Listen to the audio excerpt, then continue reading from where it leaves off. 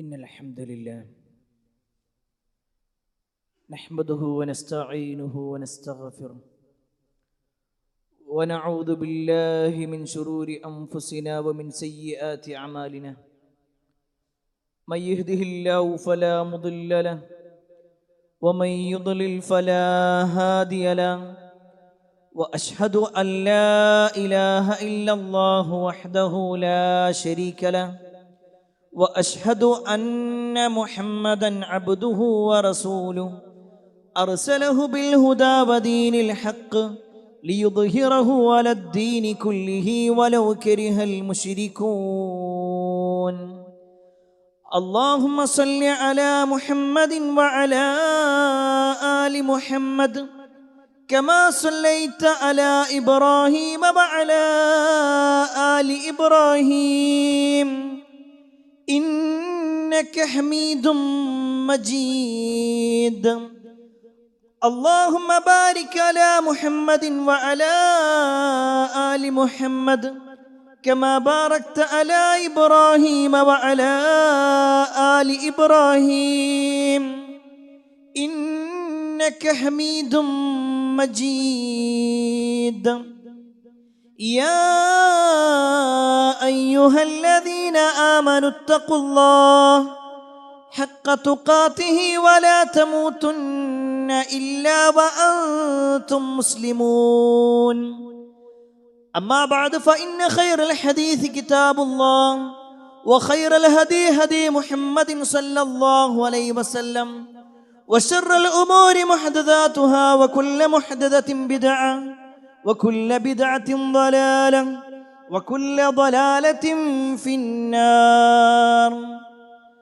أعوذ بالله من الشيطان الرجيم. بسم الله الرحمن الرحيم.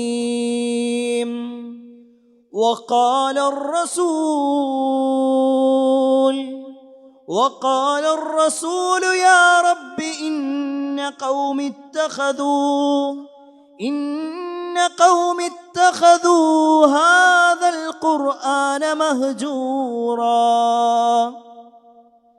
يا أيها الناس أوصيكم وإياي أولا بتقوى الله. ഏറെ സ്നേഹധനയരായ സത്യവിശ്വാസികളെ, സഹോദരന്മാരെ, സഹോദരിമാരെ, രക്ഷിതാക്കളെ, അള്ളാഹുവിൻ്റെ വിധിവിലക്കൽ അനുസരിച്ചുകൊണ്ടും പ്രവാചകൻ സല്ലല്ലാഹു അലൈഹി വസല്ലമയുടെ ജീവിതചര്യ പിൻപറ്റിക്കൊണ്ടും ജീവിക്കണമേ എന്ന് ആദ്യമായി എന്നോടും തുടർന്ന് നിങ്ങൾ ഓരോരുത്തരോടും ഉണർത്തുകയാണ്, വസിയ്യത്ത് ചെയ്യുകയാണ്. യമനിലെ ദൗസ് ഗോത്രത്തിൻ്റെ നേതാവും പ്രഗത്ഭനായ ഒരു കവിയും വലിയ സമ്പന്നനായ കച്ചവടക്കാരനുമായിരുന്നു തുഫൈൽ ഇബ്നു അംർ അദ്ദൗസി എന്ന് പറയുന്ന വ്യക്തി. കച്ചവട ആവശ്യാർത്ഥം പല രാജ്യങ്ങളിലേക്കും പല പ്രദേശങ്ങളിലേക്കും തുഫൈൽ പോകാറുണ്ട്. അങ്ങനെ ഒരിക്കൽ യമനിൽ നിന്ന് മക്കയിലേക്ക് തുഫൈലും തുഫൈലിൻ്റെ കച്ചവട സംഘവും കൂടി വരികയാണ്. തുഫൈൽ മക്കയിലെത്തിയതും മക്കയിലെ പ്രമാണിമാരായ നേതാക്കന്മാരായവരൊക്കെ തുഫൈലിൻ്റെ ചുറ്റും കൂടി. എന്നിട്ട് തുഫൈൽ ഇബ്നു അംറിനോട് പറയുകയാണ്, പണ്ടുള്ളതിൽ നിന്നും വ്യത്യസ്തമായി ഒരു കാര്യം നമ്മുടെ ഈ നാട്ടിൽ നടന്നിട്ടുണ്ട്. ഒരു പ്രവാചകൻ എന്ന് പറഞ്ഞുകൊണ്ട് ഒരാൾ ഇവിടെ കറങ്ങി നടക്കുന്നുണ്ട്. മക്കളെയും പിതാക്കളെയും തെറ്റിക്കുവാനും കുടുംബ ബന്ധങ്ങൾ ഇല്ലാതാക്കുവാനും എല്ലാം അയാളെ കൊണ്ട് ഈ നാട്ടിൽ വല്ലാത്ത പൊറുതികേടുണ്ടാക്കിയിട്ടുണ്ട്. അതുകൊണ്ട് നിങ്ങളോട് വലിയ ഒരു ഗുണകാംക്ഷയോടുകൂടി പറയട്ടെ, ഒരിക്കലും മുഹമ്മദ് എന്ന് പറയുന്ന ആ ചെറുപ്പക്കാരൻ്റെ അടുക്കിലേക്ക് നിങ്ങൾ എത്തപ്പെടരുത്. അവൻ്റെ വാക്കിന് നിങ്ങൾ ചെവി കൊടുക്കരുത്. അവൻ ഓതുന്ന ഖുർആൻ നിങ്ങൾ കേൾക്കരുത്. അവിടെയുള്ള പ്രമാണിമാരായ ആളുകൾ ഇത്ര സഗൗരവത്തോടുകൂടി പറയുന്നത് കേട്ടപ്പോൾ തുഫൈൽ ഇബ്നു അംർ എന്ന് പറയുന്ന വ്യക്തി തീരുമാനിച്ചു, എന്നാൽ ഞാൻ എന്തായാലും ആ വ്യക്തിയുടെ അടുത്തേക്ക് പോകുന്നില്ല. തുഫൈൽ കഅബയുടെ പരിസരത്തിൽ നിൽക്കുമ്പോഴെല്ലാം രണ്ട് ചെവികളിലും പഞ്ഞി തിരുകിക്കൊണ്ട് ഞാനൊന്നും കേൾക്കരുത് എന്ന അതിയായ ആഗ്രഹത്തോടു കൂടി തന്നെയാണ് ഇരുന്നിരുന്നത്. ഏതാനും ദിവസങ്ങൾ കഴിഞ്ഞു. തുഫൈൽ ഇങ്ങനെ ആ നാട്ടിലൂടെ നടക്കുമ്പോൾ പലരും ഈ വാക്കുകൾ ഇങ്ങനെ പറയുന്നുണ്ട്. മുഹമ്മദ് എന്ന് പറയുന്ന ഒരു ചെറുപ്പക്കാരനെ കുറിച്ചും അദ്ദേഹം പാരായണം ചെയ്യുന്ന ഖുർആനിനെ കുറിച്ചുമൊക്കെ. ഒരു ദിവസം തുഫൈൽ ഇബ്നു അംർ അദ്ദൗസി എന്ന് പറയുന്ന വ്യക്തി കഅബത്തിന്റെ പരിസരത്ത് നിൽക്കുമ്പോൾ അവിടേക്ക് അതാ നല്ല മുഖപ്രസന്നതയോടുകൂടി ഒരു ചെറുപ്പക്കാരൻ വരുന്നു. തുഫൈൽ അതുവരെ കാണാത്ത ഒരു കാഴ്ച തുഫൈൽ കാണുകയാണ്. അദ്ദേഹം വന്ന് നമസ്കാരം ആരംഭിച്ചു. അങ്ങനെ ഒരു ആരാധന തുഫൈലിന് പരിചയമില്ലായിരുന്നു. ആ നമസ്കാരം നോക്കിക്കൊണ്ടിരിക്കെ ആ കയറി വന്ന പ്രവാചകൻ സല്ലല്ലാഹു അലൈഹി വസല്ലം ഖുർആനിന്റെ ആയത്തുകൾ ഇങ്ങനെ ഓതുന്നത് ചെറിയ ഒരു ശബ്ദത്തിൽ തന്റെ കർണപടങ്ങൾ എങ്ങനെ സ്വാധീനിച്ചു കൊണ്ടിരുന്നു. തുഫൈൽ ആദ്യം വിചാരിച്ചു വേഗം മാറി നിൽക്കാം. പിന്നീട് തുഫൈൽ ആലോചിച്ചു നോക്കുകയാണ്, ഞാൻ ഇത്രയും വലിയ ഒരു പ്രായമായ ഒരാളാണ്, എന്റെ നാടിതല്ല, അയാൾ പറയുന്നത് എന്താണെന്ന് കേൾക്കുമ്പോഴേക്ക് ഞാൻ എൻ്റെ ആശയം ഒഴിവാക്കേണ്ടതുണ്ട്. ഇനി അല്ല, അയാൾ പറയുന്നത് ശരിയാണെങ്കിൽ അത് സ്വീകരിക്കാൻ എനിക്ക് എന്താ തടസ്സമുള്ളത്? സ്വന്തത്തോട് ഇങ്ങനെ ചോദിച്ചുകൊണ്ടിരുന്നു. അവസാനം തുഫൈൽ തീരുമാനിച്ചു, എന്നാൽ ഞാനൊന്ന് കേട്ടു നോക്കട്ടെ. തുഫൈൽ തൻ്റെ രണ്ട് ചെവികളിലും വെച്ചിട്ടുള്ള ആ പഞ്ഞി എടുത്തു മാറ്റി. കുറച്ചുകൂടി അടുത്തേക്ക് പ്രവാചകൻ സല്ലല്ലാഹു അലൈഹി വസല്ലമയുടെ പാരായണം കൃത്യമായി കേൾക്കാൻ പറ്റുന്ന ഭാഗത്തേക്ക് മാറി. റസൂലുള്ളാഹി സ്വല്ലല്ലാഹു അലൈഹി വസല്ലം സുന്ദരമായി ഖുർആനിന്റെ ആയത്തുകൾ ഇങ്ങനെ ഓതുമ്പോൾ തുഫൈൽ ഇബ്നു അംർ അദ്ദൗസി എന്ന് പറയുന്ന വ്യക്തിയുടെ മനസ്സ് തുറക്കുകയായിരുന്നു. ആ മനസ്സിലേക്ക് പ്രകാശം കടക്കുകയായിരുന്നു. റസൂലുള്ളാഹി സ്വല്ലല്ലാഹു അലൈഹി വസല്ലമയുടെ നമസ്കാരം കഴിഞ്ഞതും തുഫൈൽ വേഗം പ്രവാചകന്റെ അടുക്കിലേക്ക് വന്നു. നിങ്ങൾ എന്താണ് ചൊല്ലുന്നത്? റസൂലുള്ളാഹി സ്വല്ലല്ലാഹു അലൈഹി വസല്ലം ഇസ്ലാമിനെ പരിചയപ്പെടുത്തി കൊടുത്തു. തുഫൈൽ വീണ്ടും പറഞ്ഞു, നിങ്ങൾ ആ ഖുർആനിന്റെ വാചകങ്ങൾ എനിക്കൊന്നുകൂടി പാരായണം ചെയ്യും.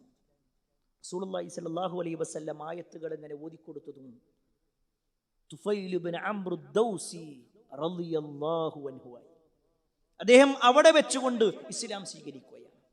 അദ്ദേഹം സ്വീകരിച്ചു എന്ന് മാത്രമല്ല, തന്റെ നാട്ടിൽ പോയി ഇസ്ലാമിക പ്രബോധനം നടത്തിയ കൂട്ടത്തിൽ ഒരുപാട് ആളുകളെ ദൗസ് ഗോത്രത്തിൽ നിന്ന് ഇസ്ലാമിലേക്ക് കൊണ്ടുവരാൻ വരെ ഈ തുഫൈൽ ഇബ്നു അംറിന് സാധിച്ചു, റളിയല്ലാഹു അൻഹുവിന് സാധിച്ചു എന്നത് ചരിത്രമാണെങ്കിൽ, പ്രിയപ്പെട്ടവരെ, ഇങ്ങനെ ഒരു ചരിത്രം ആമുഖമായിട്ട് പറയാനൊരു കാരണമുണ്ട്.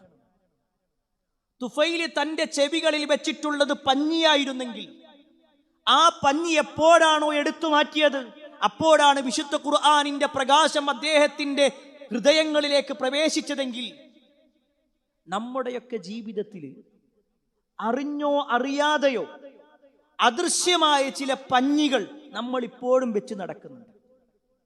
ഖുർആനിന്റെ വിഷയത്തിൽ, ഖുർആനിന്റെ പഠനവുമായി ബന്ധപ്പെട്ടുകൊണ്ട്, ഖുർആനിന്റെ പാരായണവുമായി ബന്ധപ്പെട്ടുകൊണ്ട്. ഒരിക്കലും ഈ ഇരിക്കുന്ന ഒരാളും ഖുർആൻ അള്ളാഹുവിന്റെ കലാമല്ല എന്ന് വാദിക്കുന്നവരല്ല. അള്ളാഹുവിന്റെ കലാമ് തന്നെയാണ്. അതിന്റെ ഓരോ അക്ഷരത്തിനും പ്രതിഫലമുണ്ട്. നാളെ പരലോകത്ത് ഖുർആൻ ശുപാർശ പറയും. ഈ വാചകങ്ങളും ഹദീസുകളും ആയത്തുകളുമെല്ലാം ഒട്ടേറെ തവണ ഈ മിമ്പറിൽ നിന്ന് തന്നെ കേട്ടവരാണ് നമ്മൾ. എന്നാൽ പ്രിയപ്പെട്ടവരെ, ഇതൊക്കെ അറിയുന്ന നമ്മൾ എന്നിട്ടും നമ്മുടെ ജീവിതത്തിൽ ഖുർആൻ പഠനത്തിന്റെ വിഷയത്തിൽ നമ്മൾ എവിടെ എത്തി നിൽക്കുന്നു എന്ന് ചോദിച്ചാൽ അദൃശ്യമായ ചില പഞ്ഞികൾ നമ്മുടെ ചെവിയിലുണ്ട് എന്നതൊരു സത്യമാണ്. ജോലി തിരക്ക്, സമയമില്ല, പഠിക്കാൻ കഴിയുന്നില്ല, കുടുംബത്തിന്റെ പ്രാരാബ്ദങ്ങൾ എന്ന് വേണ്ട ഒരുപാട് തടസ്സങ്ങളാണ് ഖുർആനാകുന്ന ആ വെളിച്ചം നമ്മുടെ കൽബിലേക്ക് കയറാതിരിക്കാനായി നമ്മൾ തടസ്സമാക്കി വെച്ചിട്ടുള്ളത്. എങ്കിൽ പ്രിയപ്പെട്ടവരെ, അത്തരത്തിൽ നമ്മൾ പറയുന്ന ചില ന്യായങ്ങൾ, അതിന് വിശുദ്ധ ഖുർആനിലും ഹദീസിലും പറയുന്ന മറുപടികളുമാണ് ഇന്നത്തെ ഖുതുബയിലൂടെ പറയാൻ ഉദ്ദേശിക്കുന്നത്. അതിൽ ഒന്നാമത്തെ കാര്യം തന്നെ, ഒന്നാമത്തെ വിഷയം, ഖുർആൻ എന്ന് പറഞ്ഞാൽ അറബിയിലാണ്. ഞാനിത് ചെറുപ്പം തൊട്ടേ അറബി ഒന്നും പഠിക്കാൻ പറ്റിയിട്ടില്ല. ആ ഭാഷാപരമായിട്ടുള്ള കഴിവുകളൊന്നും എനിക്കില്ല. പണ്ട് മദ്രസയിലൊക്കെ 2ാം ക്ലാസ്സിലോ 3ാം ക്ലാസ്സിലോ പോയിട്ടുള്ളത്. അതിനുശേഷം നമ്മുടെ നാട്ടിൽ ഇന്നുള്ള സൗകര്യങ്ങളൊന്നും ഉണ്ടായിരുന്നില്ല, പഠിക്കാനുള്ള സൗകര്യം ഉണ്ടായിരുന്നില്ല. അതുകൊണ്ട് പിന്നെ ആ 3ാം ക്ലാസ്സിൽ അല്ലെങ്കിൽ 4ാം ക്ലാസ്സിൽ എത്തിയപ്പോൾ ഞാൻ നിർത്തി. പിന്നെ എനിക്ക് പഠിക്കാൻ പറ്റിയിട്ടില്ല. ഇത് പറയുന്നവർ നമ്മുടെ സമൂഹത്തിലില്ലേ? നമുക്കിടയിലില്ലേ? പ്രിയപ്പെട്ടവരെ, ഇത് പറയാൻ തുടങ്ങിയിട്ട് എത്ര കാലമായി? നമുക്ക് ഖുർആൻ പഠിക്കാൻ സൗകര്യമില്ല എന്ന് പറയാൻ തുടങ്ങിയിട്ട് എത്ര കാലമായി? നമ്മുടെ മദ്രസ വിദ്യാഭ്യാസം കഴിഞ്ഞിട്ട് 10, 20, 30, 40, 50, 60 കൊല്ലം കഴിഞ്ഞ ആളുകൾ ഇതിലുണ്ട്. 60 കൊല്ലമായിട്ട് നമ്മൾ പറയുന്ന ന്യായം 40 കൊല്ലമായിട്ട് നമ്മൾ പറഞ്ഞുകൊണ്ടേയിരിക്കുകയാണ്. എനിക്ക് അറബി അറിയൂല. ഖുർആൻ ഭയങ്കര പ്രയാസമാണ്, അറബി ഭയങ്കര പ്രയാസമാണ്. അതിൽ ഐനും ഗൈനും തിരിച്ചറിയാൻ പറ്റൂല, അതിന്റെ ഉച്ചാരണം എനിക്ക് തെറ്റിപ്പോവുകയാണ്, അതുകൊണ്ടാണ് ഞാൻ പഠിക്കാത്തത് എന്നാണെങ്കിൽ, ഖുർആൻ പഠിക്കൽ പ്രയാസമാണെന്ന് നമ്മൾ പറയുമ്പോൾ ആ ഖുർആൻ ആരുടെ കലാമാണോ ആ കലാമായ വിശുദ്ധ ഖുർആനിലൂടെ അല്ലാഹ് പറയുന്ന ഒരു കാര്യമുണ്ട്. വലഖദ് യസ്സർനൽ ഖുർആന ലിദ്ദിക്ർ ഫഹൽ മിൻ മുദ്ദക്കിർ. എത്ര കൃത്യമാണ് അല്ലാഹുവിന്റെ വാക്ക്. അല്ലാഹ് പറയാണ്, ഖുർആൻ ഞാൻ നിങ്ങൾക്ക് എളുപ്പമാക്കിയിട്ടുണ്ട്. നിങ്ങൾ ആരെങ്കിലും ഉറ്റാലോചിക്കാനുണ്ടോ? ഖുർആൻ ഓർമ്മിക്കാനും പഠിക്കാനും മനസ്സിലാക്കാനും ഒക്കെയായി നാം നിങ്ങൾക്ക് എളുപ്പമാക്കി എന്നുള്ളത് ഖുർആൻ ആരാണോ നമുക്ക് നൽകിയത് ആ റബ്ബ് പറയാ. ആ റബ്ബിന്റെ കലാമാണല്ലോ ഖുർആൻ. ആ റബ്ബ് പറയാണ്, ഖുർആൻ നിങ്ങൾക്ക് നാം എളുപ്പമാക്കിയിട്ടുണ്ട്.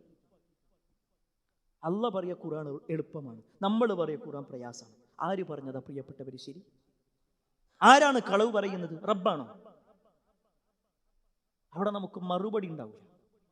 ഇനിയോ ആ ഖുർആനിന്റെ വിഷയത്തിൽ ഒരാള് പ്രയാസപ്പെട്ട് ഓതുകയാണെങ്കിൽ പോലും പ്രതിഫലം ഉണ്ട്. റസൂലുള്ളാഹി സ്വല്ലല്ലാഹു അലൈഹി വസല്ലം പറയാണ് ഖുർആനിന്റെ വിഷയത്തിൽ, അല്ലദീ യഖറഉൽ ഖുർആൻ വയതതഅതഉ ഫീഹി വഹുവ അലൈഹി ഷാഖുൻ ലഹു അജ്റാൻ. ഒരു മനുഷ്യൻ ഖുർആൻ ഓതുന്നു, അയാൾക്ക് സുന്ദരമായി ഓതാൻ കഴിയുന്നില്ല. അയാൾ ഇങ്ങനെ ഒപ്പിച്ചൊപ്പിച്ച് ഓരോ വാക്കുകൾ ഇങ്ങനെ പെറുക്കി ഓതുകയാണെങ്കിൽ പോലും ലഹു അജ്റാൻ, അയാൾക്ക് 2 പ്രതിഫലമുണ്ട്. 1, അയാൾ ഖുർആൻ ഓതിയതിനുള്ള പ്രതിഫലം. 2, അയാൾ പ്രയാസപ്പെട്ടതിന് റബ്ബ് പ്രത്യേകം നൽകുന്ന പ്രതിഫലം.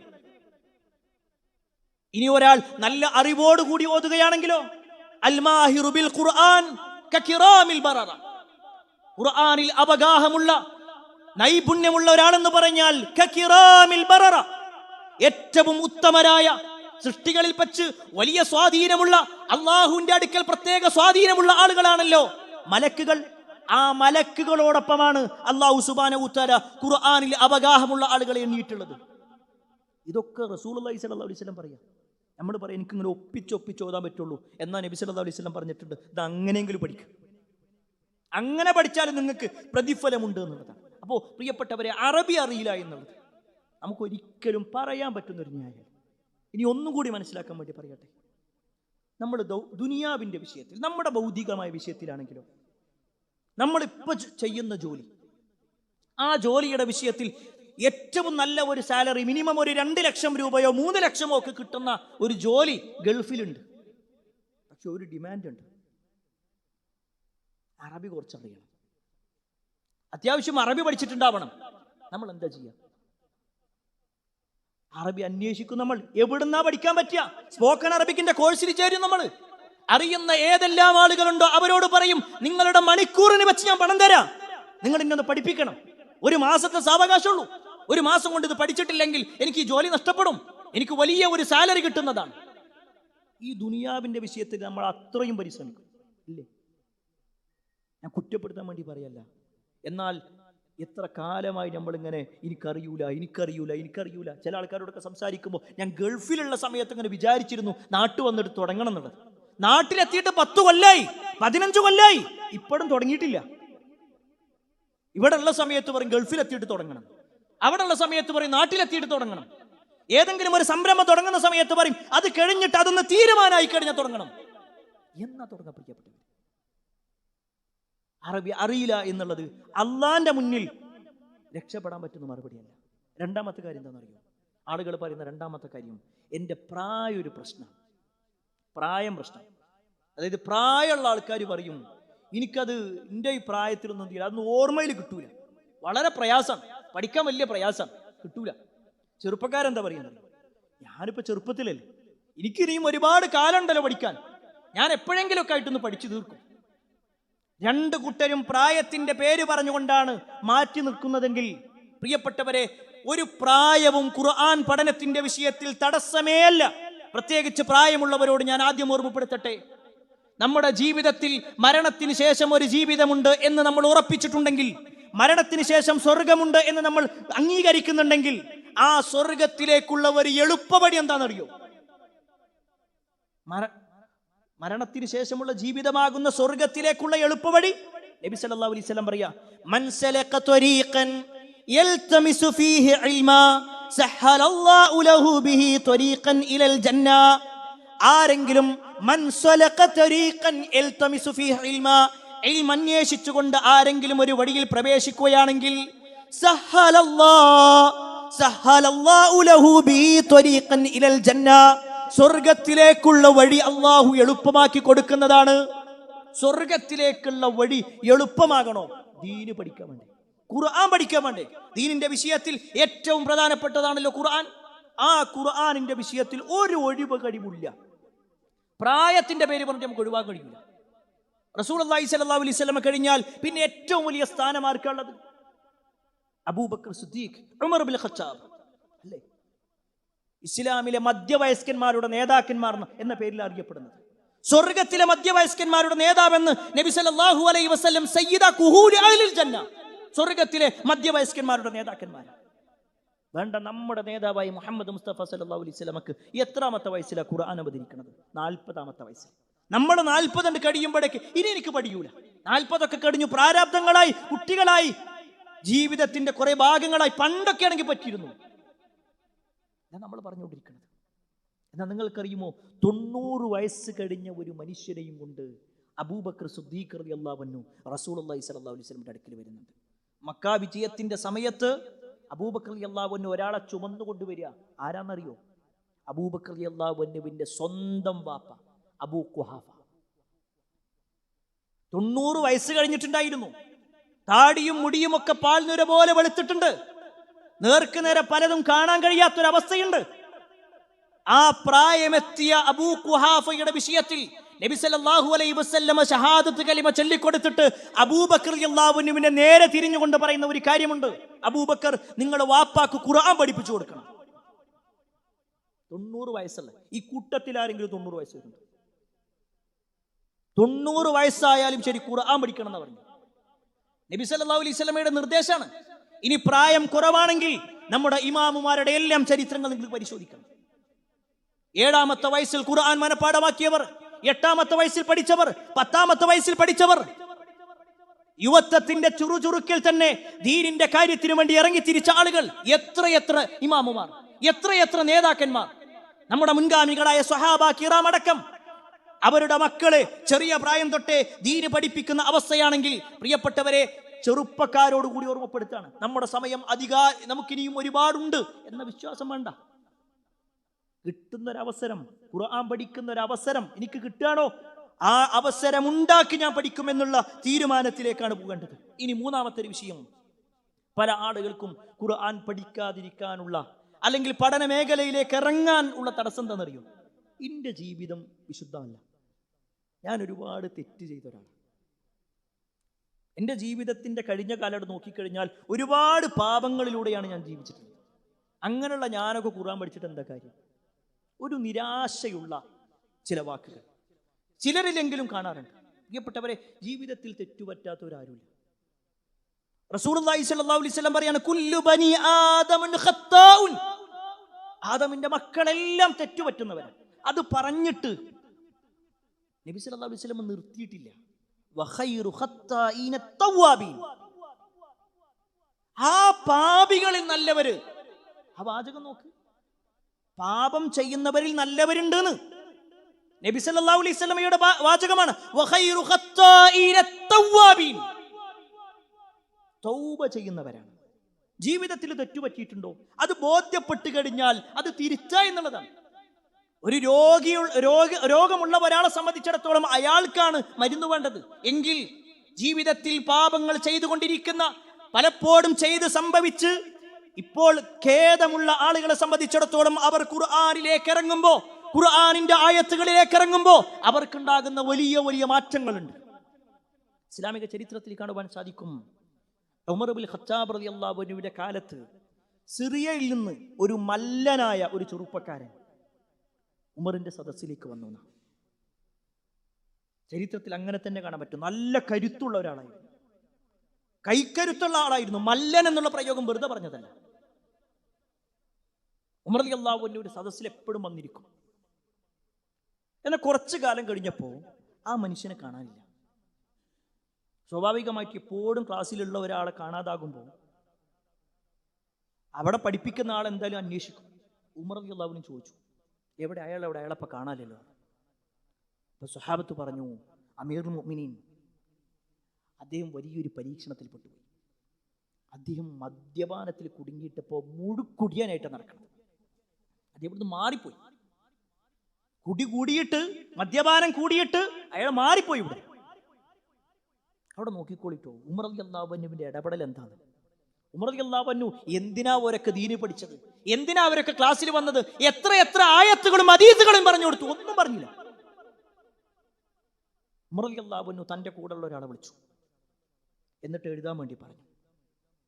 ബിസ്മില്ലാഹിർ റഹ്മാനിർ റഹീം, ഹംദും സലാത്തും എഴുതി. എന്നിട്ട് ഉമർ ഇബ്നുൽ ഖത്താബ് റളിയല്ലാഹു അൻഹു വേറൊന്നും എഴുതിയില്ല. വിശുദ്ധ ഖുർആനിലെ 2 ആയത്തുകളാണ് എഴുതിയത്. 2 ആയത്തുകൾ. തൻസീലുൽ കിതാബി മിനല്ലാഹിൽ അസീസിൽ അലീം ഗാഫിരിദ് ദംബി വഖാബിലിത് തൗബി ശദീദിൽ ഇഖാബി ദിത്തൗൽ ലാ ഇലാഹ ഇല്ലാഹു ഇലൈഹിൽ മസീർ. ഈ ആയത്ത് ഗാഫിറുദ് ദംബ്, പാപങ്ങൾ പൊറുക്കുന്നവൻ, വഖാബിലിത് തൗബ്, തൗബ സ്വീകരിക്കുന്നവൻ, ശദീദിൽ ഇഖാബി ദിത്തൗൽ, പാപം ചെയ്തിട്ട് പിന്നെ അതിൽ നിന്ന് തൗബയൊന്നും സ്വീകരിക്കാത്ത ആളുകളുടെ വിഷയത്തിൽ ശക്തമായി ശിക്ഷ നൽകുന്നവൻ. അള്ളാന്റെ 3 പ്രത്യേകതകൾ എഴുതിയത്. ഇത് എഴുതിയിട്ട് ഒരാളുടെ കയ്യിൽ കൊടുത്തിട്ട് പറഞ്ഞു, ഇത് ആളടുത്ത് കൊണ്ടേ കൊടുക്കണം. ആ സിറിയക്കാനായ വ്യക്തിന്റെ അടുത്ത് കൊണ്ടേ പോയി കൊടുക്കണം. ഇയാൾ പുറപ്പെട്ടു. ഉമർ റളിയല്ലാഹു അൻഹു തൻ്റെ കൂടെയുള്ള ആൾക്കാരോട് പറഞ്ഞു, നിങ്ങളെല്ലാവരും ആ സഹോദരന് വേണ്ടി പ്രാർത്ഥിക്കണം. അദ്ദേഹം ഒരു പ്രയാസത്തിൽ പെട്ടിക്കണം, അദ്ദേഹത്തിന് മാനസാന്തരം ഉണ്ടാവാൻ വേണ്ടി നിങ്ങളെല്ലാവരും പ്രാർത്ഥിക്കണം. ഉമർ റളിയല്ലാഹു അൻഹു പ്രാർത്ഥിച്ചു. ചരിത്രത്തിൽ കാണാൻ പറ്റും, ഈ കത്തുമായി ഉമർ റളിയല്ലാഹു അൻഹു പറഞ്ഞയച്ച വ്യക്തി സിറിയക്കാരനായ വ്യക്തിൻ്റെ അടുത്ത് വന്നു, അയാളുടെ കയ്യിൽ കൊടുത്തു. ആ മനുഷ്യൻ കത്ത് തുറന്ന് അതിലെ തുടക്കമുള്ള വാചകം ഇങ്ങനെ വായിച്ചു. എന്നിട്ട് ഈ സൂറത്ത് മുഅ്മിനിലെ, സൂറത്ത് ഗാഫിറിലെ ആ തുടക്കത്തിലുള്ള ആയത്ത് ഇങ്ങനെ വായിച്ചു കൊണ്ടേയിരുന്നു. ഗാഫിരിദ് ദംബി വഖാബിലിത് തൗബി ശദീദിൽ ഇഖാബ്. ആ വാക്ക് ഇങ്ങനെ പറയാം, അങ്ങേയറ്റം പാപം പൊറുക്കുന്നവൻ, പശ്ചാത്താപം സ്വീകരിക്കുന്നവൻ, കഠിനമായി ശിക്ഷിക്കുന്നവൻ. എന്നിട്ട് ആ മനുഷ്യൻ സ്വന്തത്തോട് പറയാൻ, എന്റെ റബ്ബ് ആദ്യമായിട്ട് പറഞ്ഞത് അള്ളാഹു ശിക്ഷിക്കുമെന്നല്ല, അള്ളാഹു പുറത്തു തരാൻ റെഡിയാണെന്നാണ്. എന്റെ റബ്ബ് അവസാന പറഞ്ഞിട്ടുള്ളത് അള്ളാഹു ശിക്ഷിക്കുന്നുള്ളത്. അതുകൊണ്ട് ഇതാ ഞാൻ തൗബ ചെയ്യാണ്, ഞാൻ മാറാണ്. അയാൾ അവിടുന്ന് മാറി, അയാൾ തൗബ ചെയ്തു. ഉമർ ഇബ്നുൽ ഖത്താബ് റളിയല്ലാഹുവിന്റെ സദസ്സിൽ വരാൻ തുടങ്ങി, ദീന് പഠിക്കാൻ തുടങ്ങി. പ്രിയപ്പെട്ടവരെ, ഖുർആനിന്റെ ഒരു ആയത്തുണ്ടല്ലോ, നമ്മൾ ഓതുന്നുണ്ട്, എന്താ നമ്മുടെ ജീവിതത്തിൽ മാറ്റം വരാത്ത? ഞാൻ കുറ്റപ്പെടുത്താൻ വേണ്ടിയിട്ടല്ല, നമ്മൾ ഓതിപ്പോകുകയാണ്.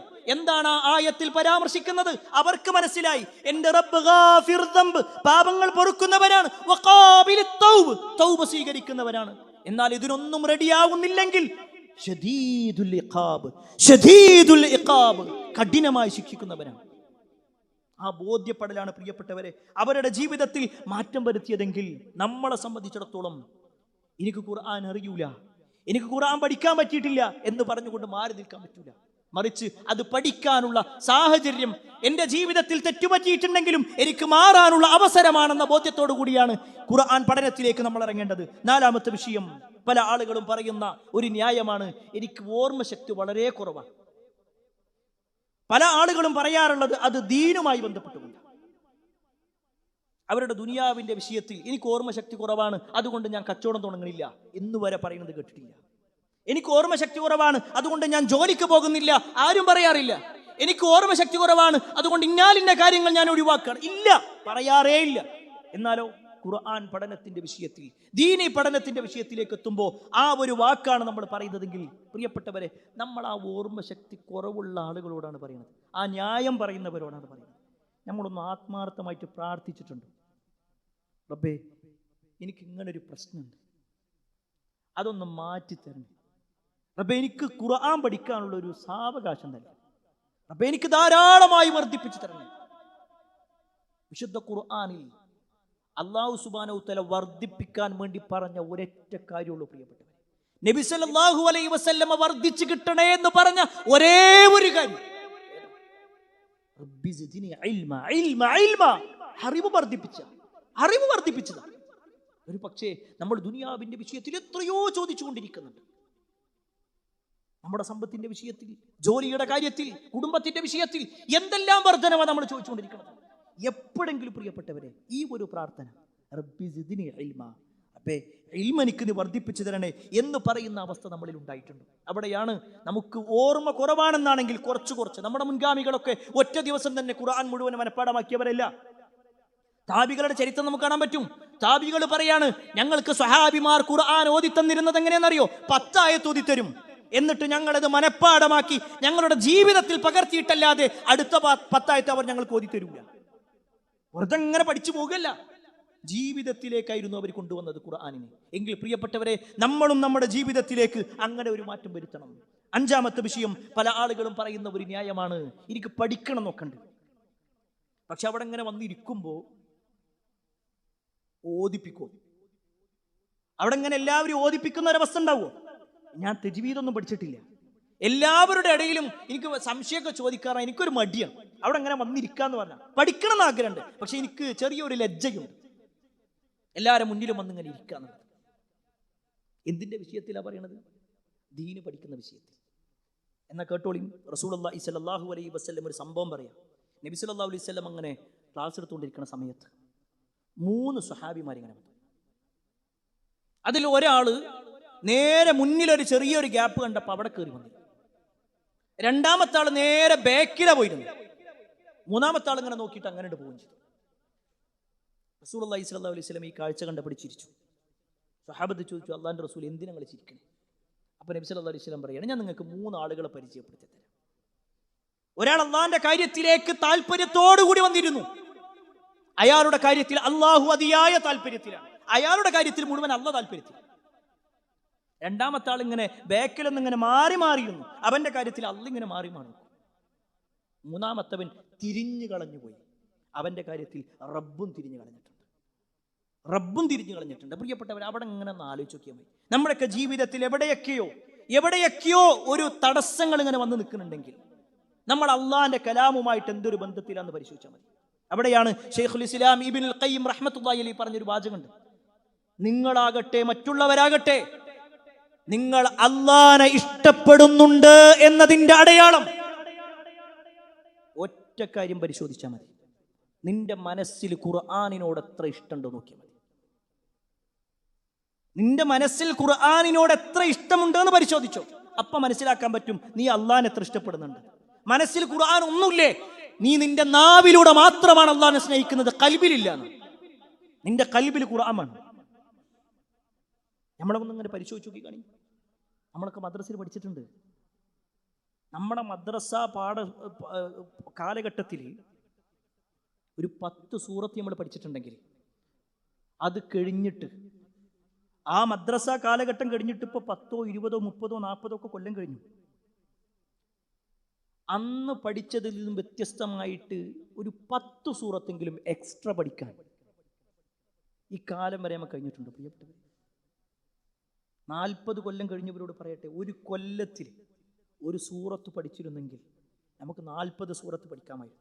ഒരു കൊല്ലം കൊണ്ട് 365 ദിവസം കൊണ്ട്. ഒരു മാസത്തിൽ ഒരു സൂറത്താണെങ്കിൽ ഒരു പേജ് ഖുർആനിന്റെ ഒരു പേജ്, ഒരു സൂറത്ത് പൊട്ടി ഒരു പേജ്, അത് നമ്മൾ പഠിച്ചിട്ടാണെങ്കിൽ നമ്മളെ പ്രായം ഇങ്ങനെ വെച്ച് നോക്കിക്കഴിഞ്ഞാൽ 40, 50, 60, 70 ഒക്കെ പേജുകൾ ഖുർആൻ നമുക്ക് പഠിക്കാമായിരുന്നു ഒരു വർഷം കൊണ്ട്. ഒരു മാസം കൊണ്ട് പഠിക്കുകയാണെങ്കിലോ എന്നോ നമ്മളൊക്കെ ഖുർആൻ മുഴുവൻ മനഃപ്പാടമാക്കിയ ആളുകളായിരുന്നു. എവിടെയാണ് പ്രിയപ്പെട്ടവരെ നമുക്ക് പരാജയം സംഭവിച്ചത്? എവിടെയാണ് നമുക്ക് പിഴവ് പറ്റിയത്? നമ്മളൊക്കെ ആഗ്രഹിക്കുമ്പോൾ പോലും നമ്മളിങ്ങനെ മടി കാണിച്ചുകൊണ്ടിരിക്കുന്ന ഒരവസ്ഥയാണുള്ളത്. നമുക്കൊക്കെ തെറ്റുപറ്റോ എന്നുള്ളത്. എന്നാൽ കേട്ടോളിട്ടോ, ഇസ്ലാമിക ചരിത്രത്തിൽ നമ്മൾ ഖിറാഅത്തുകൾ പരിശോധിച്ച് നോക്കിക്കഴിഞ്ഞാൽ 7 തരത്തിലുള്ള ഖിറാഅത്ത് ഉണ്ട്. അതിൽ ഒരു ഖിറാഅത്ത് ഇമാം ഖിസായിയുടേതാണ്. ലോകത്തിലെ അറിയപ്പെട്ട ഒരു പണ്ഡിതനാണ്. 7 പണ്ഡിതന്മാരിൽ ഒരാളാണ് ഇമാം ഖിസായി. അദ്ദേഹം അത്രയും വലിയ പാണ്ഡിത്യത്തിലേക്ക് എത്തിയത് എങ്ങനെയെന്നറിയോ? ഒരു തവണ അദ്ദേഹം ഒരു യാത്ര പോവുകയാണ്. അത്രയൊന്നും പഠിച്ചിട്ടില്ല, ദീനൊന്നും തീരെ പഠിച്ചിട്ടില്ല, വളരെ കുറഞ്ഞ ഭാഗം എന്തോ പഠിച്ചിട്ടുള്ളൂ. അദ്ദേഹം ഒരു യാത്ര പോകുന്ന സമയത്ത് ഒരു ഭാഗത്തെത്തി, നല്ല ക്ഷീണുണ്ട്. അദ്ദേഹം അവിടെ കൂടി നിൽക്കുന്ന ആളുകളോട് അറബിയിലൊരു വാക്ക് പറഞ്ഞു. താൻ ക്ഷീണിതനാണ് എന്നുള്ളൊരു ആശയത്തിലൊരു വാക്ക പറഞ്ഞു. അത് കേട്ടതും അവിടെ കൂടിയിരിക്കുന്നവരൊക്കെ ചിരിക്കാൻ തുടങ്ങി. അദ്ദേഹം പറഞ്ഞതിൻ്റെ വാക്കിൽ ഒരു ചെറിയ പിഴവ് വന്നു.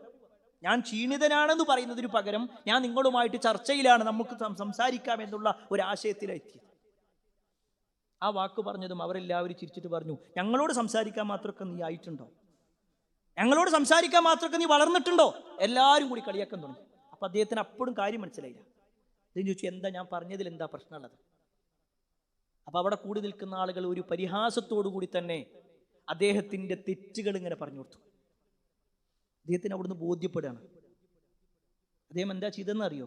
ആ ആളുകൾക്കെതിരെ അവരോട് തർക്കിക്കാനും അവരോട് തിരിച്ചു പറയാനും അല്ല ശ്രമിച്ചത്. അദ്ദേഹം വീണ്ടും അവരോട് ചോദിക്കാണ്, ഇവിടെ ഏറ്റവും കൂടുതൽ അറബി പഠിപ്പിച്ചു തരാൻ പറ്റണം ആരാണ് ചോദിച്ചു. അപ്പൊ അവർ പറഞ്ഞു കൊടുക്കുകയാണ്, മുആദ് ബിൻ ഹറ എന്ന് പറയുന്ന ഒരു പണ്ഡിതനുണ്ട്, അദ്ദേഹം നല്ല അറിവുള്ള ആളാണ്. ഇമാം ഖിസായി നേരെ ആ മനുഷ്യന്റെ അടുത്തേക്ക് പോയി, ആ പണ്ഡിതന്റെ അടുത്തേക്ക് ചെന്നു. അവിടെ പോയി കൃത്യമായിട്ട് പഠിച്ചു. ദിവസങ്ങളും മാസങ്ങളും ഇരുന്ന് പഠിച്ചു. അവിടുന്ന് അദ്ദേഹം പറഞ്ഞതാ, ഏകദേശം നിങ്ങളൊക്കെ പഠിച്ചിട്ടുണ്ട്, നിങ്ങൾ പോയിക്കോ. അദ്ദേഹം വീണ്ടും അന്വേഷിച്ചു, ഇനി ആരാണ് പണ്ഡിതനായിട്ടുള്ളത്? അപ്പോഴാണ് അദ്ദേഹം അറിയുന്നത് പ്രശസ്തനായ ഇമാം ഖലീൽ ഇബ്നു അഹ്മദ് എന്ന് പറയുന്ന ഒരു പണ്ഡിതനെ കുറിച്ച് പറഞ്ഞു. അദ്ദേഹത്തിന്റെ അടുത്തും പോയി പഠിച്ചു. പിന്നെ ഈ ഇമാം ഖലീലിനോട് ചോദിക്കുകയാണ്, ഇനി ആരാളുള്ളത്? പറഞ്ഞു, നിങ്ങൾക്ക് ഭാഷയൊക്കെ ക്ലിയർ ആയിട്ടുണ്ട്, ഇനി അതിൻ്റെ ആ ഉച്ചാരണം ഒന്നുകൂടി ക്ലിയർ ആകാൻ വേണ്ടിയിട്ട് നിങ്ങൾക്ക് ഏറ്റവും നല്ലത് ബദുക്കളുടെ കൂടെ താമസിക്കലാണ്.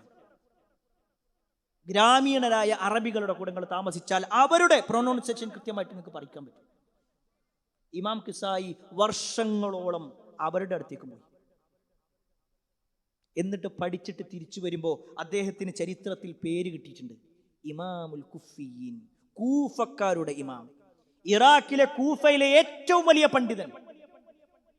പരിഹാസങ്ങൾ വന്നു, ആക്ഷേപങ്ങൾ വന്നു, കളിയാക്കൽ വന്നു. തിരിച്ച് സമ്പത്ത് കൊണ്ടല്ല പ്രതികരിച്ചത്, മറിച്ച് ചരിത്രത്തിന്റെ താളുകളിൽ ഇമാമുൽ കുഫിയീൻ എന്ന ഒരു പേരിലേക്ക്, കൂഫക്കാരുടെ ഇമാം എന്ന പേരിലേക്ക് വന്നു. അത് മാത്രമാണോ, ഇന്ന് നമ്മൾ ഖുർആൻ ഓതുമ്പോൾ 7 ഖിറാഅത്തുകളുണ്ട്. അതിൽ ഒരു ഖിറാഅത്ത് ഈ ഇമാമിൻ്റെതാണ്. ഈ ഇമാമിന്റെ താഴ്വഴിയിലൂടെയാണ് വരുന്നത്. അദ്ദേഹം പഠിപ്പിച്ച ആ രൂപത്തിലാണ് വരിക. അതാണ് പ്രിയപ്പെട്ടവരെ, നമ്മളിങ്ങനെ മാറി മാറി എനിക്കറിയൂല എന്ന് പറഞ്ഞിരിക്കല്ല വേണ്ടേ. ഞാൻ എങ്ങനെയാ പഠിക്കണ്ടേ, ഞാൻ എങ്ങനെ പഠിച്ചാലും എനിക്ക് പഠിക്കാൻ പറ്റുക, ആ രൂപത്തിൽ നമ്മൾ മാറുകയാണ് വേണ്ടത്. 6ാമത്തെ വിഷയം, സാമ്പത്തിക ബുദ്ധിമുട്ടുകൾ പറയുന്നവരുണ്ട്. ചില ആളുകളൊക്കെ ഇങ്ങനെ ക്ലാസ്സിന് വിളിച്ചു കഴിഞ്ഞാൽ പറയുന്നത് അറിയോ, ഞാനങ്ങനെ നേരത്തെ വന്നതിന് എൻ്റെ ഷോപ്പിന്റെ കാര്യം ആരാ നോക്കുക, എനിക്കങ്ങനെ പെട്ടെന്നൊന്നും ഇറങ്ങാൻ കഴിയൂല, എനിക്ക് ഇന്ന തടസ്സങ്ങളുണ്ട്.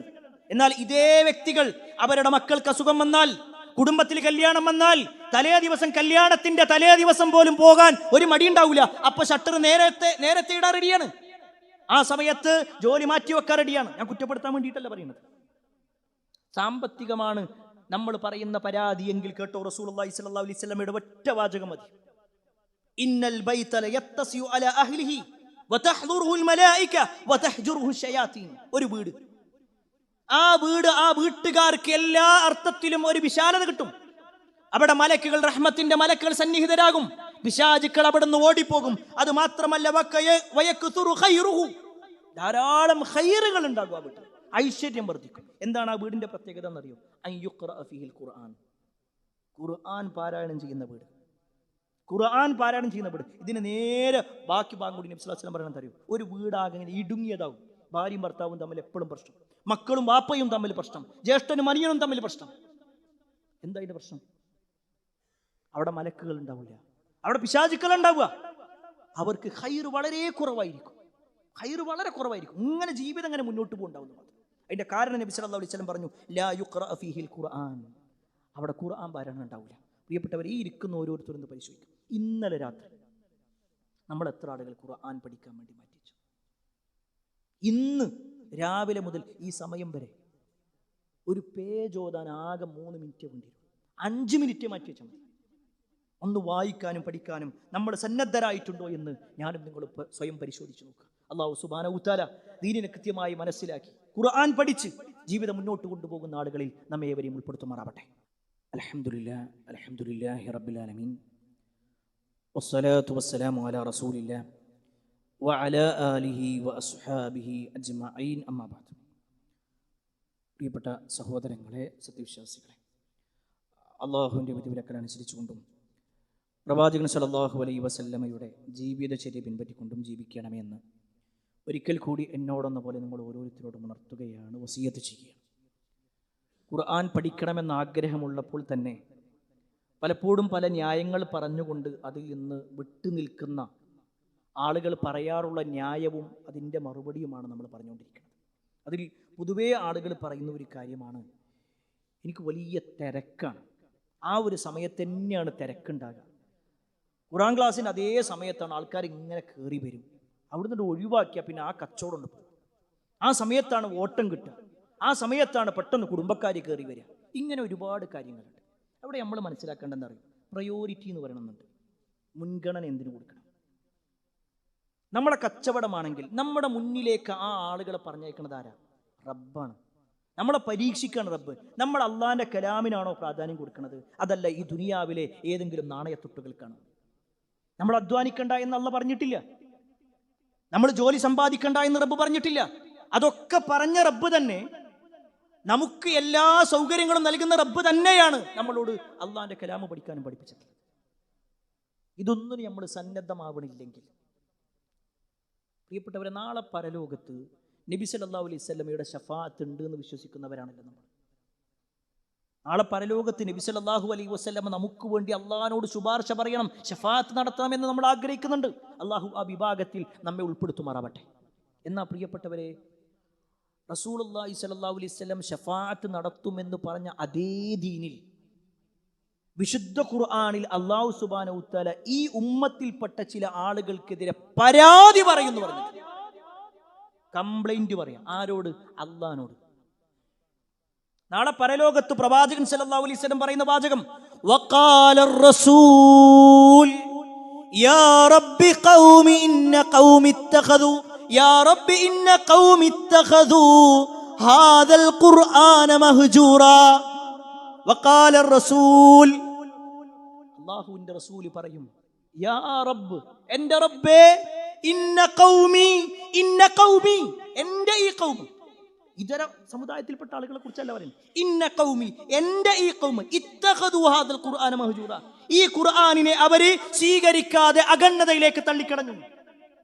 ഇമാം ഇബ്നു ഹജർ അസ്ഖലാനി റഹ്മത്തുള്ളാഹി അലൈഹി, അതുപോലെ പ്രഗൽഭരായ പണ്ഡിതന്മാർ ആ മഹ്ജൂർ എന്താന്ന് പറഞ്ഞിട്ടുണ്ട്. ഖുർആൻ ഓതാതിരിക്കുക, ഖുർആൻ പഠിക്കാതിരിക്കുക, ഖുർആൻ മനഃപ്പാഠമാക്കാതിരിക്കുക, ഖുർആൻ അനുസരിച്ച് ജീവിക്കാതിരിക്കുക, ഖുർആനിന്റെ ആശയങ്ങളോ വിധിവിലക്കുകളോ പാലിക്കാതിരിക്കുക, അതൊക്കെ അതിന്റെ കാരണങ്ങളാണ്. നമ്മൾ ഇങ്ങനെ ആലോചിച്ച് നോക്കിയാണ്, നമ്മുടെ മക്കളൊക്കെ ഇങ്ങനെ മദ്രസ പഠിക്കുന്നത്. വേറൊന്നും വേണ്ട പ്രിയപ്പെട്ടവരെ. ഇന്ന് രാത്രി നമ്മൾ വീട്ടിൽ കുറച്ച് നേരത്തെ എത്തിയെന്ന് വിചാരിച്ചു. കുട്ടി ഇങ്ങനെ ഖുർആൻ ഓതുമ്പോൾ ആ ഖുർആൻ എടുത്തിട്ട് വന്നിട്ട് പറയാണ്, അപ്പ ഈ ഒരു ഭാഗം എനിക്ക് വായിച്ചാൽ കിട്ടണില്ല, നിങ്ങൾ എനിക്കൊന്ന് വായിച്ചു തരും. എന്താ നമ്മൾ മറുപടി പറയാം?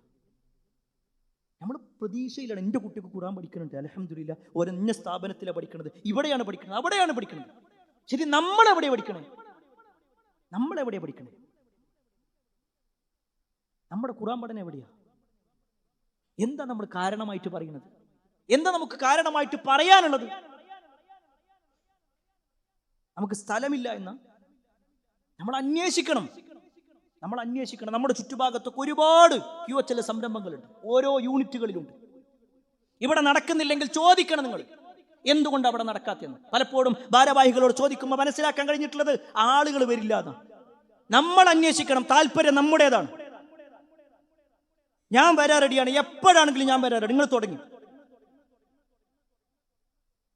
ഇത്ര കാലം നമുക്ക് അങ്ങനത്തെ ഒരു ചിന്തയെ വന്നിട്ടില്ല. എങ്കിൽ പ്രിയപ്പെട്ടവരെ, അള്ളാന്റെ അടുക്കൽ നമ്മൾ കുറ്റക്കാരായി മാറും എന്നത് സംശയമല്ല. മഹാനായ ഉമർ ഇബ്നുൽ ഖത്താബ് റളിയല്ലാഹു അൻഹു എങ്ങനെയാണ് ഖുർആൻ പഠിച്ചിരുന്നതെന്ന് അറിയാം. അവർക്കുണ്ടല്ലോ ജോലി, അവരുണ്ടല്ലോ കുടുംബമായിട്ട് ജീവിക്കണില്ലേ. ഉമർ റളിയല്ലാഹു അൻഹു തന്റെ അയൽവാസിയായ അൻസാരിയായ സഹാബൻ തമ്മിലൊരു ടൈപ്പ് ഉണ്ടായിരുന്നു. ഒരു ദിവസം ഉമർ റളിയല്ലാഹു അൻഹു പഠിക്കും. അപ്പൊ ഈ അൻസാരിനെ നബിന്റെ സദസ്സിലേക്ക് പറഞ്ഞേക്കും. എന്നിട്ട് വൈകുന്നേരമായി കഴിഞ്ഞാൽ ഈ അൻസാരി വരികയാണ്.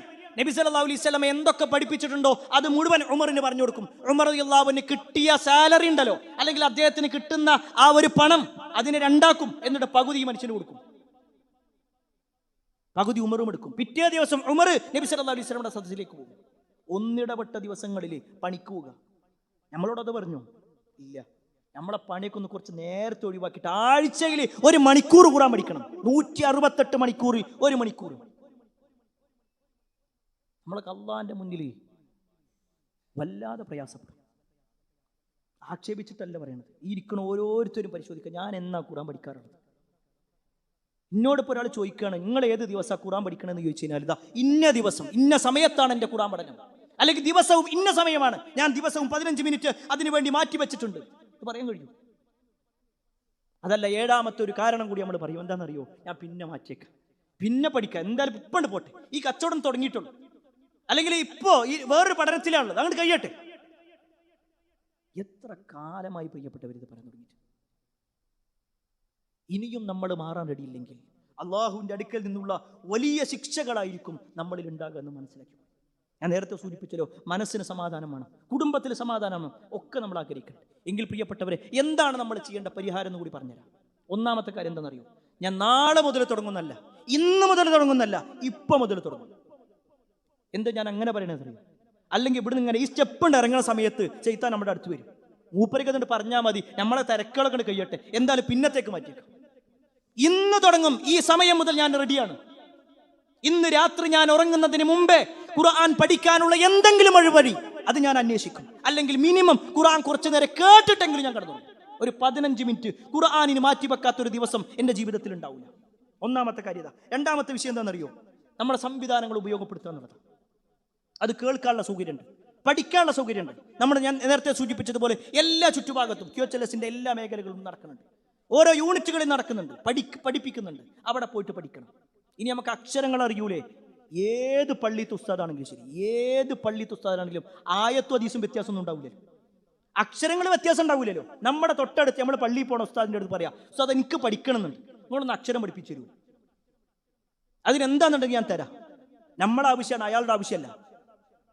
അങ്ങനെ നമ്മൾ ദിവസവും രാവിലെ ഒരു പേനയും ബുക്കുമൊക്കെ എടുത്ത് പോയി അവിടെ ഇരുന്ന് പഠിക്കണം. നമ്മൾ ഇന്ന് പറയാൻ പറ്റുന്ന ഒരു പരിഹാരവും അല്ലെങ്കിൽ ഒരു ന്യായവും അള്ളാന്റെ അടുക്കൽ പറയാൻ പറ്റുന്നതല്ല എന്നുള്ളതാണ് ഇപ്പം നമ്മൾ മനസ്സിലാക്കി. ഇനി അല്ല, നമുക്ക് പോയി പഠിക്കാൻ അവിടെ തൊട്ടടുത്തൊന്നും സൗകര്യമല്ലേ? ഓൺലൈനിൽ എത്ര സൗകര്യങ്ങളുണ്ട്. നമ്മുടെ പീസ് റേഡിയോ എന്ന് പറയുന്ന ആപ്പ് കേൾക്കാത്തവർ ചുരുക്കമായിരിക്കും. ആപ്പ് സ്റ്റോറിലും പ്ലേ സ്റ്റോറിലും കയറിയിട്ട് പീസ് റേഡിയോ PEAC എന്ന് അടിച്ചു കൊടുക്കുമ്പോൾ തന്നെ വരും. 5 ലക്ഷത്തിലധികം ആളുകൾ ഇപ്പോഴും എല്ലാ ദിവസവും കേട്ടുകൊണ്ടിരിക്കുന്നുണ്ട്. അവിടെ അതിൽ ഖുർആൻ പഠിപ്പിക്കുന്ന സൗകര്യങ്ങളുണ്ട്, അർത്ഥം പഠിപ്പിക്കുന്ന സൗകര്യങ്ങളുണ്ട്, വായിക്കാൻ പഠിപ്പിക്കുന്നതുണ്ട്, എല്ലാം ഉണ്ട്. അത് ഉപയോഗപ്പെടുത്താം. ഇനി അതുമല്ലെങ്കിലോ, നമ്മൾ സോഷ്യൽ മീഡിയകൾ ഇങ്ങനെ സ്ക്രോൾ ചെയ്ത് പോകുന്ന സമയത്ത് പല അക്കാദമികളുടെ പരസ്യങ്ങൾ വരാറുണ്ട്. ഏത് അക്കാദമിയാണെങ്കിലും പഠിപ്പിക്കുന്നതാണോ എന്ന് എനിക്ക് പഠിക്കണം. പക്ഷെ അതിനൊക്കെ നമ്മൾ സമയം കണ്ടെത്തണം. അല്ലെങ്കിൽ പ്രിയപ്പെട്ടവരെ, അതൊക്കെ വെറുതെയാകും. അതുകൊണ്ട് എല്ലാ അർത്ഥത്തിലും നമ്മൾ പഠിക്കാൻ റെഡിയാക്കുക. നമ്മൾ മാത്രമല്ല, നമ്മുടെ കുടുംബം ഒന്നിച്ച്. നമ്മുടെ നാട്ടിൽ ഒരു ഖുർആൻ ക്ലാസ് ഉണ്ടെന്ന് പറയുമ്പോൾ നമ്മൾ ഒറ്റയ്ക്ക് വരില്ല, നമ്മുടെ ഭാര്യനെ കൂട്ടണം, മക്കളെ കൂട്ടണം. കാരണം അവർക്കൊക്കെ അതിലൂടെ ഒരുപാട് മാറ്റങ്ങൾ ഉണ്ടാവണം. നമ്മുടെ ജീവിതത്തിൽ സന്തോഷവും സമാധാനവും പ്രിയപ്പെട്ടവരെ ആ ഒരു പഠനത്തിലൂടെ മാത്രമാണ് ലഭിക്കുക. അള്ളാഹു സുബ്ഹാനഹു വ തആല അത്തരത്തിൽ അള്ളാഹുവിൻ്റെ കലാമ പഠിക്കുന്ന ഭാഗ്യവാന്മാരിൽ നമ്മെ ഇവരെയും ഉൾപ്പെടുത്തുമാറാവട്ടെ. പ്രിയപ്പെട്ടവരെ, ഖുർആൻ പഠിക്കുന്നതോടൊപ്പം ഖുർആൻ പഠിപ്പിക്കുന്ന സംരംഭങ്ങൾക്ക് വേണ്ടി സഹായിക്കലും വലിയ പുണ്യകരമാണ്. ഖുർആൻ പഠിപ്പിക്കുന്ന സംരംഭങ്ങളുണ്ട്, മദ്രസകൾ, അതുപോലെ തന്നെ ഹിഫ്ദ് കോളേജുകൾ, ഒരുപാട് കോളേജുകൾ. നമ്മുടെ ഒരു സഹോദരൻ ഇവിടെ വന്നിട്ടുണ്ട്. നമ്മുടെ പാലക്കാട് ജില്ലയിൽ തന്നെയുള്ള ഒരു സംരംഭം. ഒരുപാട് മക്കൾ ദീന് പഠിക്കുന്ന ഒരു സംരംഭമാണ്. പക്ഷേ അവരിപ്പോൾ ഒരു വാടക കെട്ടിടത്തിലാണ് താമസിക്കുന്നത്. അവിടുന്ന് എത്രയും പെട്ടെന്ന് മാറണം എന്നാണ് അറിയിക്കാൻ കഴിഞ്ഞിട്ടുള്ളത്. അപ്പം അതുകൊണ്ട് അവരൊരു സ്ഥലം വാങ്ങിയിട്ടുണ്ട്. അതിൻ്റെ വലിയൊരു സാമ്പത്തിക ബാധ്യത വന്നിട്ടുണ്ട്. അവിടെ വെച്ചുകൊണ്ട് ഒരു കുട്ടി ഒരായത്ത് പഠിക്കുകയാണെങ്കിൽ അത് നമ്മുടെ പരലോകത്ത് കൊണ്ട് വരണം. നമ്മൾ മരിച്ചു കഴിഞ്ഞാലും എത്ര കാലം നമ്മൾ ഈ ലോകത്ത് ഉണ്ടാകുമെന്നും പറയാൻ പറ്റില്ല.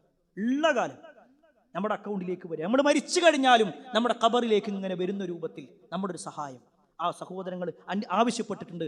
ആ ഒരു കാര്യം കൂടി നമ്മൾ ശ്രദ്ധിക്കണമെന്ന് ഓർമ്മപ്പെടുത്തുകയാണ്. അള്ളാഹു എല്ലാ അർത്ഥത്തിലും നന്മകൾ ചെയ്ത് ജീവിക്കുന്ന ആളുകൾ നമ്മെ വരെയും ഉൾപ്പെടുത്തുമാറാവട്ടെ.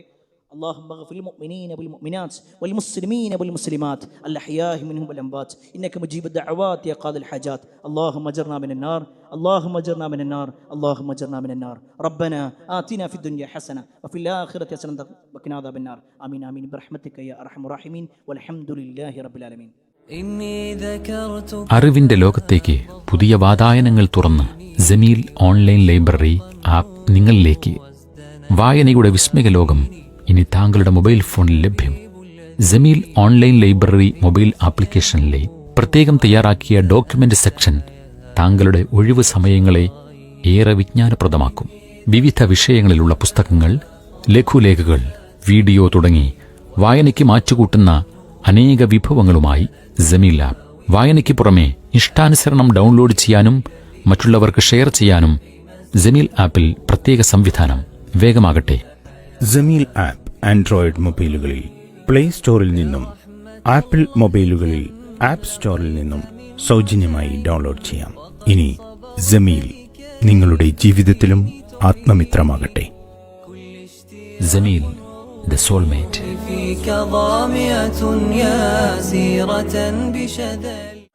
Peace Radio, tune to reality.